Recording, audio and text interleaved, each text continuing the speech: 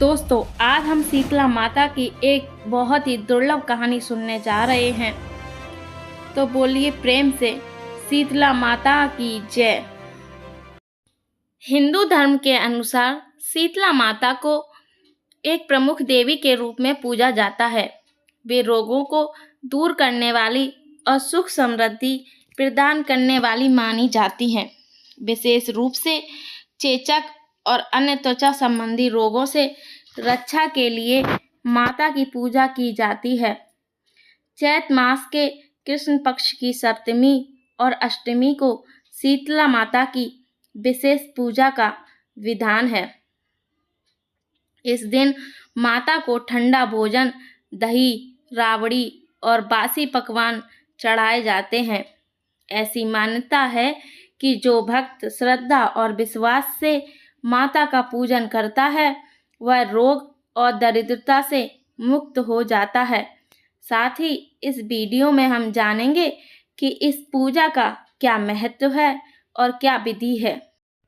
हम सब गधे पर विराजमान दिगंबरा, हाथ में झाड़ू और कलश धारण करने वाली और शुभ से अलंकृत मस्तक वाली भगवती शीतला की वंदना करते हैं। जय शीतला माता की। आप सभी पर शीतला माता की कृपा सदैव बनी रहे। हर साल चैत मास के कृष्ण पक्ष की सप्तमी और अष्टमी तिथि के दिन शीतला माता की पूजा की जाती है और कथा का श्रवण किया जाता है। तो आज के इस वीडियो में आप सभी सुनेंगे शीतला माता की कथा। अगर आपके यहाँ पर सप्तमी तिथि के दिन शीतला माता की पूजा का विधान है तो एक दिन पहले यानी सप्तमी तिथि को जो पकवान आपके यहाँ पर बनाए जाते हैं उनका भोग अगले दिन यानी अष्टमी तिथि को सुबह सूर्योदय से पहले शीतला माता को अर्पित करना चाहिए और फिर सच्चे मन से कथा का श्रवण करना चाहिए।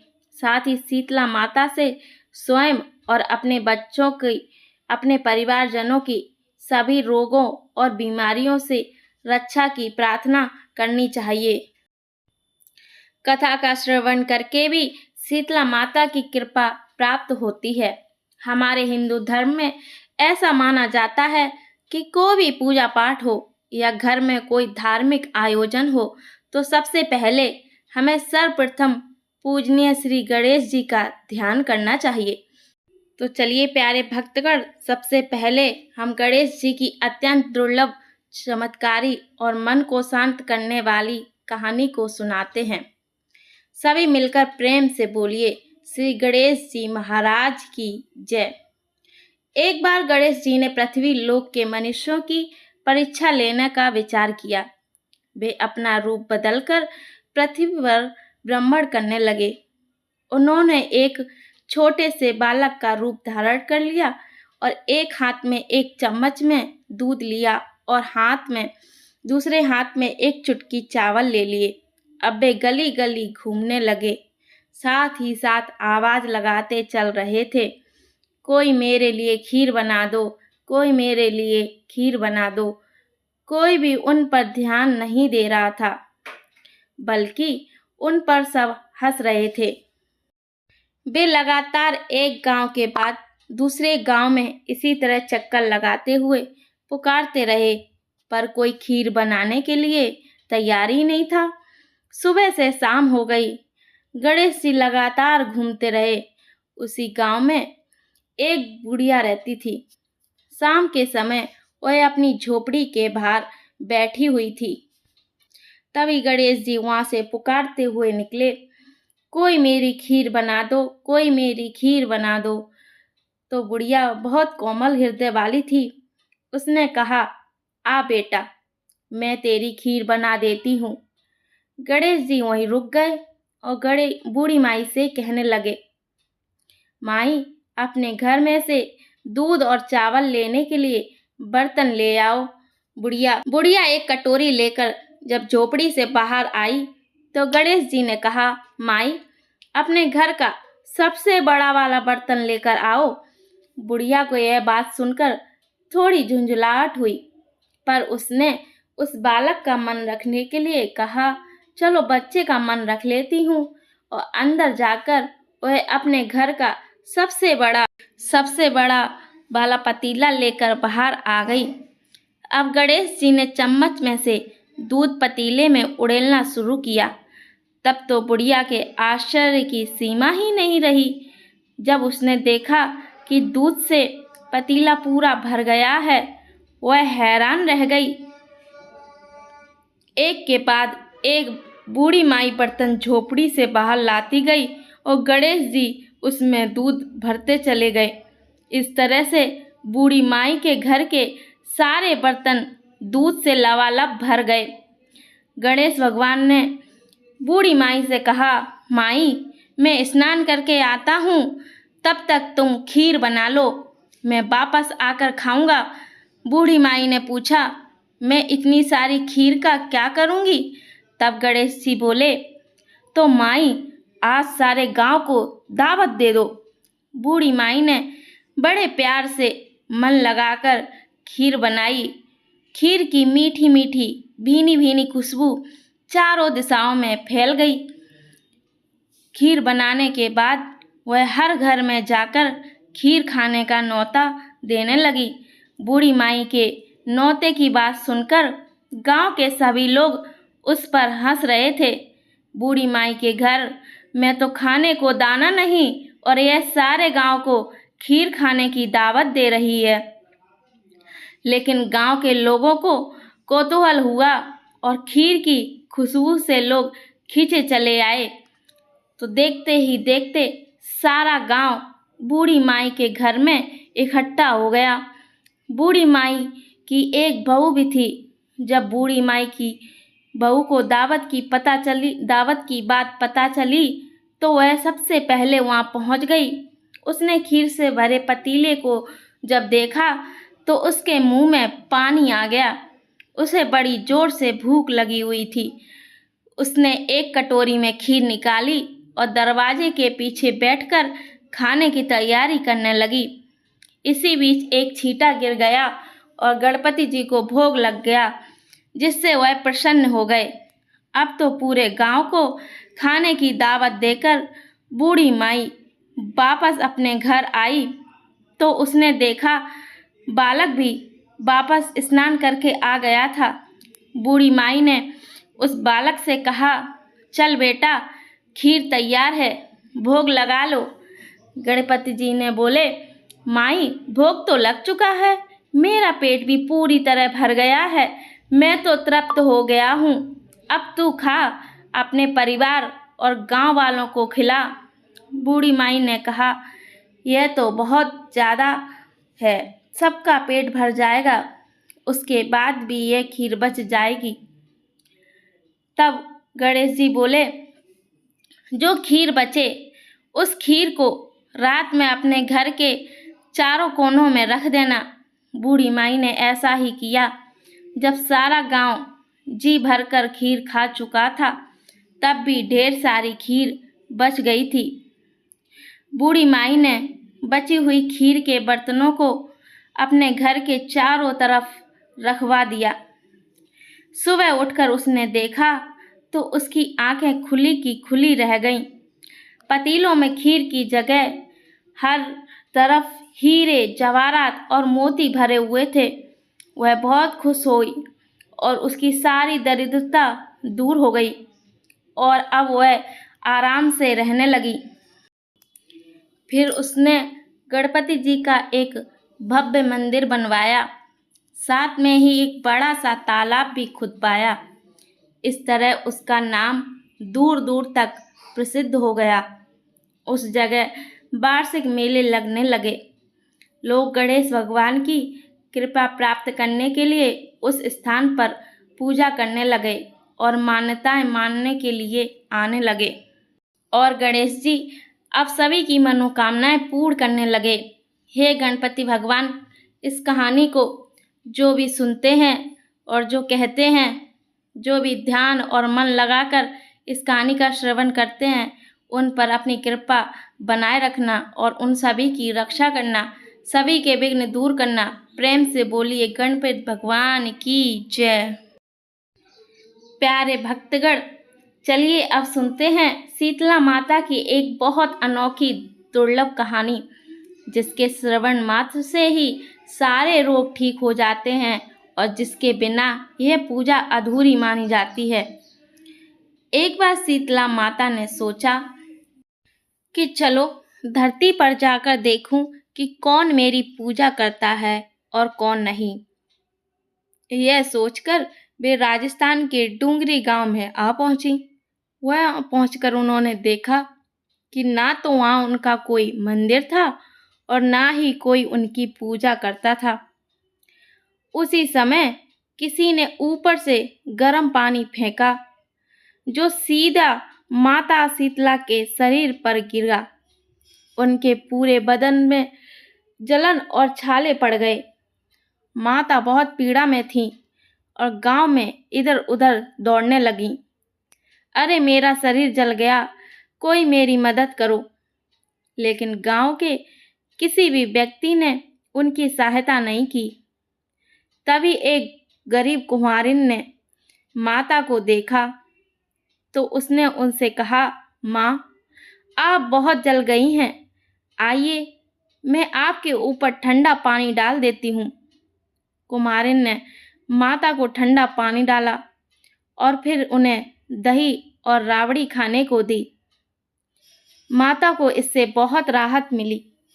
जब कुम्हारिन उनके बाल संवारने लगी तो उसने देखा कि माता के सिर के पीछे एक तीसरी आंख थी। यह देखकर वह डर गई और भागने लगी। माता शीतला ने उसे रोककर कहा, बेटी, मैं कोई साधारण स्त्री नहीं बल्कि शीतला माता हूँ। मैं तो इस धरती पर यह देखने आई थी कि यहाँ मुझे कौन कौन मानता है, कौन कौन मेरी पूजा करता है। ऐसा कहकर माता 4 भुजा वाली हीरे जवाहरात के आभूषण पहने अपने दिव्य असली रूप में प्रकट हो गईं। माता के दर्शन पाकर कुमारिन सोचने लगी कि अब मैं तो बहुत गरीब हूँ, इन माता को कहाँ बिठाऊं। तब माता उसकी दशा को देखकर कहने लगी, बेटी, तू किस सोच में पड़ गई। तब उस कुम्हारिन ने हाथ जोड़कर आंखों से आंसू बहाते हुए कहा, माँ, मेरे घर में तो चारों तरफ दरिद्रता बिखरी हुई है, बिठाने तक के लिए कोई चीज नहीं है। मैं आपको भला कहाँ बिठाऊं। मेरे घर में ना तो चौकी है, ना बैठने का आसन है। माँ बताओ, मैं आपको कहाँ बिठाऊं। तब शीतला माता कुम्हारिन के मन की दशा समझ गईं और प्रसन्न होकर उस कुम्हार के घर पर खड़े हुए गधे पर बैठकर एक हाथ में झाड़ू, दूसरे हाथ में डलिया लेकर उन्होंने उस कुम्हार के घर की दरिद्रता को डलिया में भरकर फेंक दिया और फिर कुम्हारिन से कहा, बेटी, मैं तेरी सच्ची भक्ति से प्रसन्न हूँ। अब तुझे जो कुछ भी चाहिए वह वरदान तो मुझसे मांग ले। यह सुनकर वह कुम्हारिन हाथ जोड़कर बोली, माता, मेरी इच्छा है कि अब आप इसी डूंगरी गांव में स्थापित होकर यहीं रहिए और जिस प्रकार आपने मेरे घर की दरिद्रता को अपनी झाड़ू से साफ करके दूर किया, ऐसे ही आपकी जो भी होली के बाद की सप्तमी को भक्ति भाव से पूजा करके आपको ठंडा जल, दही और बासी ठंडा भोजन चढ़ाए, उसके घर की दरिद्रता को साफ करना और आपकी पूजा करने वाली नर जाति का अखंड सौभाग्य रखना, उनकी गोद हमेशा भरे रखना। साथ ही जो पुरुष शीतला सप्तमी को नाई के यहाँ बाल ना कटवाए, धोबी को कपड़े धुलने ना दे और पुरुष भी आप पर ठंडा जल चढ़ाकर नारियल पुष्प अर्पित करके परिवार सहित ठंडा बासी भोजन करें, उसके काम धंधे व्यापार में कभी दरिद्रता ना आए।